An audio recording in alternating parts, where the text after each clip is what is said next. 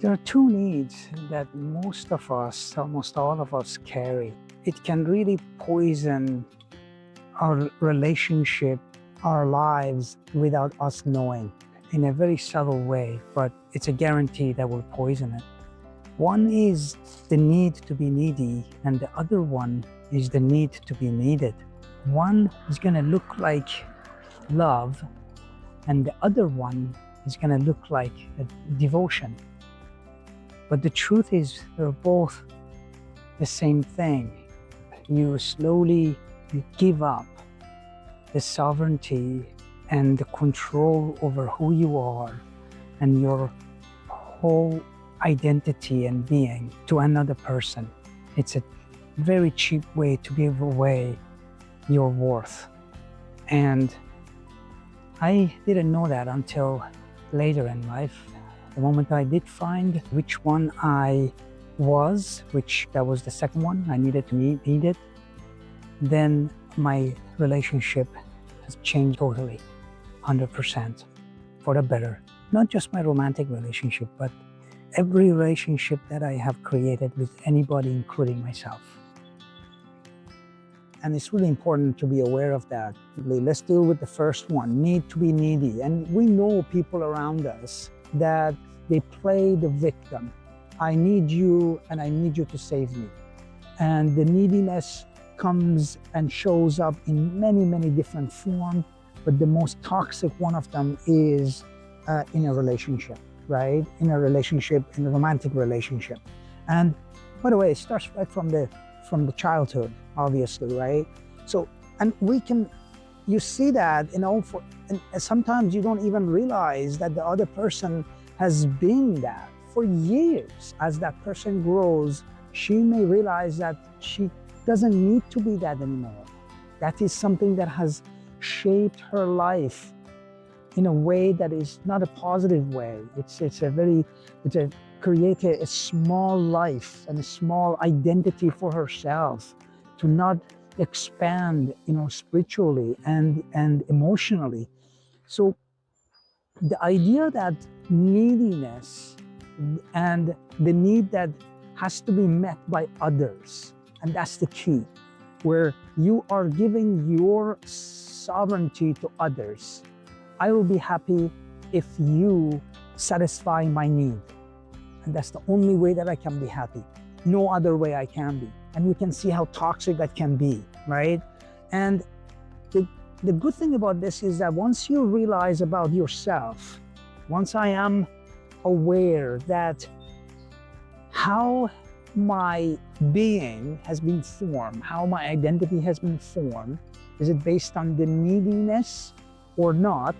Once I realize that, then I can also figure it out that other people around me, they may be operating in the same level of frequency, right? And either we gravitate towards them, or for the most part, we don't. We realize that it's like two magicians, right? Once the first magician has gone through the schooling and knows all the tricks, the other magician comes in and shows a trick, and the other says, sure, I already know what you're doing, right? The same idea. So you don't fall for that. And a lot of people use this neediness as a way of control. And that's the insidious part of this that can be really toxic, especially in a relationship, right? And even in a friendship, actually. In a work situation, that can also work, really. You have a boss who's needy and needs to always be showing that he or she is needy, delegates all of the responsibility to others and says, hey, I need your help, I need your help. Or you can have a worker who's always coming to you and asks you for this constant approval, which is the need again, right? Constant approval, which is a need. So it's really important, neediness. I can see a lot of people around me, they have lived their lives like that. And for most, maybe they are not aware, but the reason is that they're not aware because there is another counterpart that is also not aware. And this is the story, my story, really. And the story is that the second need, remember the need to be needed, that's another toxic one. right? That another toxic need that creates that false identity. So that was me. I needed to be needed. That's who I thought I was. My identity was based on that. So what did I do instead? I made sure that I matched that.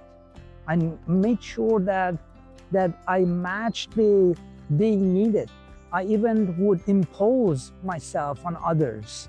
Really, if I'm not making this up, like if I were in a conference somewhere and they were not even part of my group, and I would overhear something about something, I'm like, hey, I know certain things, so I can actually help out.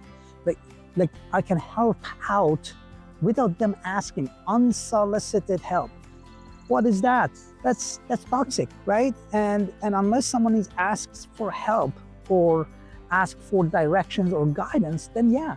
But I was going out of my way, and this could have been in a grocery store. It could have been in a movie lineup. It could have been in a concert. And then I constantly try to be needed by even strangers. Forget about by my own family, and obviously my kids were part of that. And of course, that's another thing that I would try to project onto them, that I am always available and I needed to be needed. And then they grew up, and of course, through my separation and divorce, where we had the half-time custody, what happened was that I lost that a week on, a week off. For a week, I didn't have them. And guess what happened to me? And that was the first 3 months, right? Remember that all of a sudden, my kids are not there anymore. So who am I? I'm not needed for anything anymore.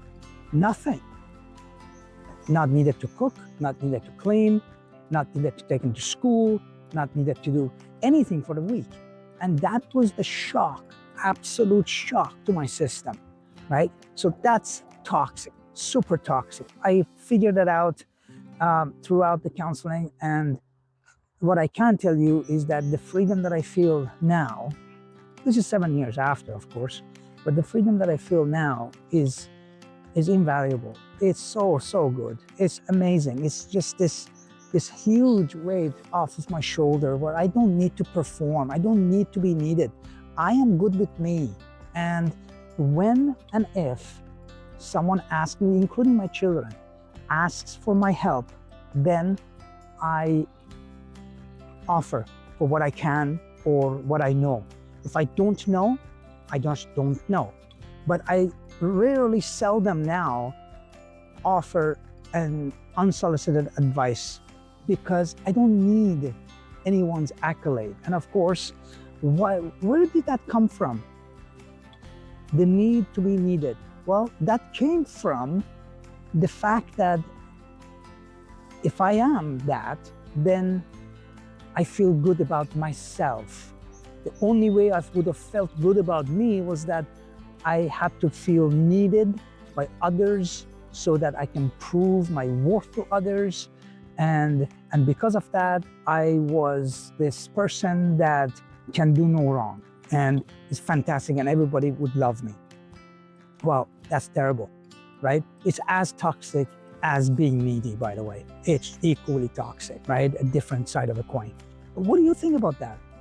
In the two need bases, do you see anyone around you? Do you think you're operating under one of the two need bases? Is that your identity has been crafted based on that? And why?